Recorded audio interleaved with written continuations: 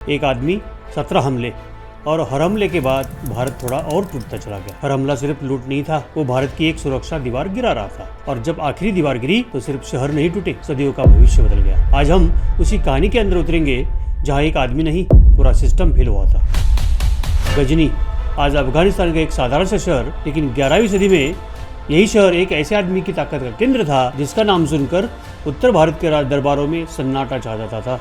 वो नाम था महमूद, एक गाजी सेनापति महमूद गजनी। उसी महमूद गजनी के बारे में भारत से जुड़ी कहानी सुनेंगे। आप देख रहे हैं इंडियन एम्पायर टेल्स, जहां इतिहास की तलवार अब फिर से चमक रही है। अगर आप भी उस इतिहास का हिस्सा बनना चाहते हैं तो तलवार की तरह हमारे साथ जुड़िए और नीचे गए दे बेल आइकन को क्लिक कीजिए। मैं हूं राहुल, आपके साथ इस गौरवशाली इतिहास की खोज में। 2 नवंबर 971 ईस्वी में जाबुलिस्तान क्षेत्र के गजनी नगर में जन्मा एक बच्चा, जिसके पिता थे सबुकतगिन, एक तुर्क मूल का दास सेनापति। सबुकतगिन ने अपने मालिकों की सेवा करते करते खुद एक राज्य खड़ा कर दिया। उसने गजनी में गजनेवी वंश की नींव रखी। महमूद ने बचपन से देखा था कि तलवार से कैसे सत्ता बनती है और सत्ता कैसे तलवार से बचाई जाती है। उसकी माँ एक ईरानी कुलीन परिवार से थी, इसलिए महमूद के भीतर तुर्की कठोरता और फारसी चतुराई दोनों थी। 997 ईस्वी में महमूद के पिता सबुकतगिन की मौत हो गई। उनके पीछे गजनी की गद्दी मिली छोटे बेटे इस्माइल को, लेकिन महमूद को ये मंजूर नहीं था। उसका मानना था राज वही करेगा जो उसे बचा सके। इस्माइल गजनी का शासन चलाने लगा। उसके कुछ दिन बाद ही महमूद ने विद्रोह किया। उसने अपने भाई अबुल मुजफ्फर, जो बूस्ट का गवर्नर था, उसकी मदद ली और 998 ईस्वी में इस्माइल से युद्ध किया और गजनी के इस युद्ध में इस्माइल को परास्त किया। ना कोई दया दिखाई, ना कोई भावुकता, उसे चाहिए थी बस सत्ता। यही से महमूद बना गजनी वंश का पहला स्वतंत्र शासक और इतिहास का पहला शासक जिसने खुद को सुल्तान कहा। 9वीं शताब्दी के अंत तक ट्रांसअक्सियाना, खुरसान तथा ईरान के कुछ भागों पर ईरानी शासकों का राज्य था। इन्हें अपनी उत्तरी और पूर्वी सीमाओं पर बार बार तुर्क कबीलों से संघर्ष करना पड़ता था। इसी संघर्ष के दौरान एक नए प्रकार के सैनिक गाजी का उदय हुआ। महमूद का राज तेजी से फैल रहा था। अब उसकी नज़र थी सिंधु के उस पार। लेकिन महमूद गजनी को क्यों भारत पर आक्रमण करना था? पहली वजह थी भारत देश अपार संपत्ति से भरा था। गजनी जानता था भारत की मंदिरों में सदियों से संभाला हुआ खजाना है। दूसरी वजह थी यहाँ राजनीतिक एकता नहीं थी। और तीसरी वजह थी इस आक्रमण को धार्मिक रूप से जिहाद का रूप दिया जा सकता है। 11वीं सदी की शुरुआत में उत्तर पश्चिम भारत एक सीमांत क्षेत्र था। यहाँ कोई एक शक्तिशाली साम्राज्य नहीं था, बल्कि छोटे छोटे राज्य थे जिनके बीच बहुत आपसी मतभेद भी थे।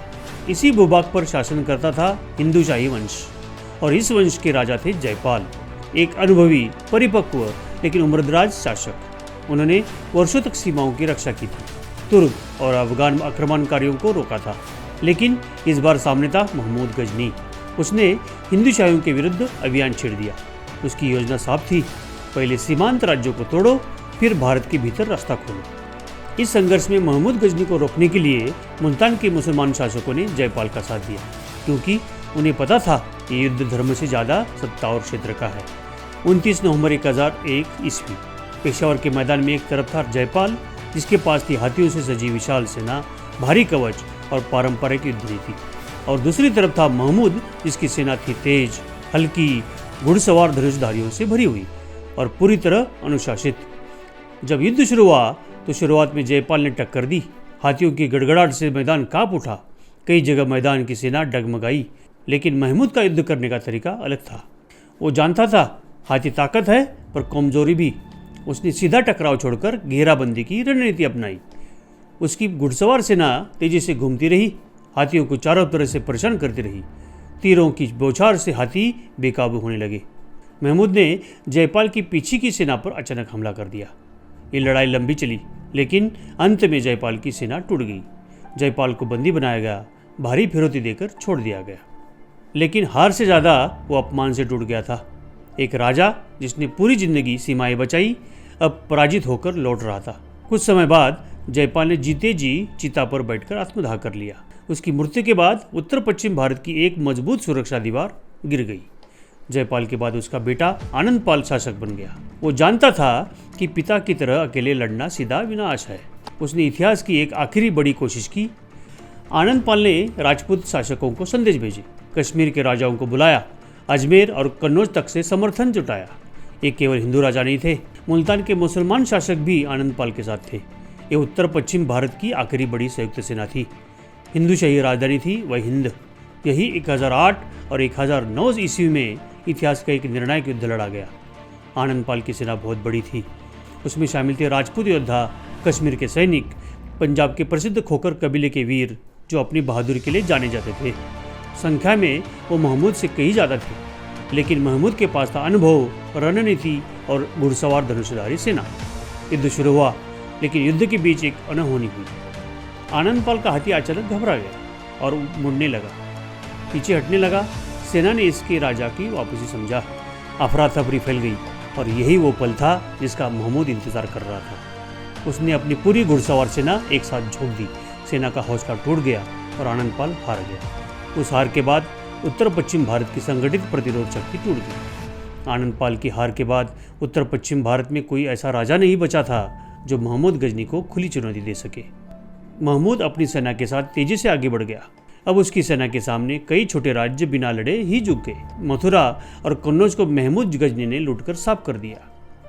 इस लूट से महमूद को इतनी संपत्ति मिली जितनी उसने पहले कभी एक ही जगह से नहीं पाई थी। मथुरा और कन्नौज के बाद महमूद को यह साफ हो गया था, भारत के बड़े नगर अंदर है और मंदिरों में अपार धन है और समुद्री व्यापार अभी अछूता है। और यही से उसके दिमाग में उभरा एक नाम, सोमनाथ। सोमनाथ कोई साधारण लक्ष्य नहीं था। वो भारत के पश्चिमी किनारे पर वेरावल बंदरगाह के निकट था। महमूद जानता था सोमनाथ मंदिर में अपार संपत्ति है, हिंदू धर्म की धार्मिक प्रतिष्ठा है। इस हमले से समुद्री व्यापार पर असर होगा। महमूद ने सोमनाथ के लिए कभी खुले तौर पर घोषणा नहीं की। उसने पहले पश्चिमी भारत के रास्ते की जानकारी ली, रेगिस्तान मार्गों की जांच करवाई, पानी और रसद के ठिकाने तय किए। उसने अपनी सेना को छोटे छोटे दलों में अलग अलग रास्तों से आगे बढ़ने का आदेश दिया ताकि किसी को पहले भनक न लगे। गुजरात के राजाओं को लगा रेगिस्तान पार कर कोई बड़ी सेना कभी नहीं आ सकती। ये उनकी सबसे बड़ी भूल थी। महमूद ने रेगिस्तान को दुश्मन नहीं, रास्ता बना लिया। 1025 ईस्वी के अंत में महमूद गजनी पूरी तैयारी के साथ सोमनाथ की ओर बढ़ा। उस समय तक पश्चिमी भारत निश्चिंत था और यही निश्चिंतता सोमनाथ की सबसे बड़ी कमजोरी बनी। जब महमूद की सेना रेगिस्तान पार करके गुजरात की ओर बढ़ी, तब तक स्थानिक राजाओं को भरोसा नहीं था कि वो सच में यहाँ तक आ जाएगा। पर जब खबर पक्की हुई तो डर फैल गया। मंदिर के पुजारियों ने देवता को बचाने की तैयारी शुरू की। मूर्ति को कहीं और ले जाने की बातें हुई, लेकिन समय कम था। राजपूत सेनाएं पूरी ताकत से इकट्ठा नहीं हो पाई। महमूद की सेना सोमनाथ के बाहरी क्षेत्र में पहुंची। कुछ स्थानिक सेनाओं ने प्रतिरोध किया, तीर चले, घोड़े गिरे, खून बहा, लेकिन बड़ी सेना और रणनीति के सामने कोई खड़ा नहीं हो पाया। अब मंदिर घिर चुका था। अंदर पुजारी मंत्र पढ़ रहे थे, भक्त रो रहे थे, कुछ योद्धा आखिरी सांस तक लड़ने को तैयार थे। बाहर महमूद शांति से खड़ा था। उसकी निगाह मंदिर पर नहीं, उसके इतिहास पर थी। वो जानता था अगर ये टूटा तो भारत के हर राजा के दिल में डर बैठेगा। मंदिर के द्वार तोड़कर मूर्ति को तोड़ा गया। मंदिर का खजाना बाहर लाया गया। सोने चांदी के ढेर, रत्न, मोती और वर्षों की चढ़ाई संपत्ति हड़प ली।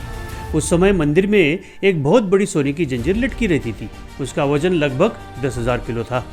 उसी जंजीर के सहारे एक विशाल सोने का घंटा टंगा हुआ था। जब वो घंटा बजता था तो उसकी आवाज़ हजारों गांवों तक सुनाई देती थी। उस दिन मंदिर में पूजा के लिए करीब 50,000 श्रद्धालु इकट्ठा हुए थे। हमले के दौरान उनमें से बहुत से लोग मारे गए। मंदिर के छुपे हुए खजाने भी तोड़कर गजनी ले गया।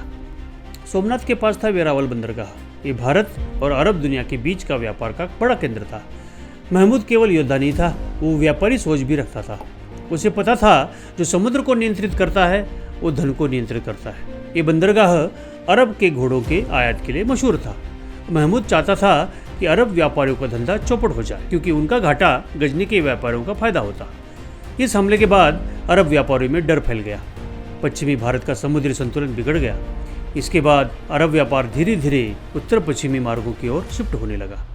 दोस्तों, सोमनाथ के बाद महमूद ने भारत पर बड़े आक्रमण नहीं किए, लेकिन उसने एक रास्ता खोल दिया, जिस रास्ते पर बाद में गौरी आया, दिल्ली सल्तनत बनी और भारत का इतिहास नई दिशा में चला गया। दोस्तों, आपको ये हमारा वीडियो कैसा लगा हमें कमेंट करके बता दीजिए और ऐसी वीडियो के लिए हमें सब्सक्राइब कीजिए।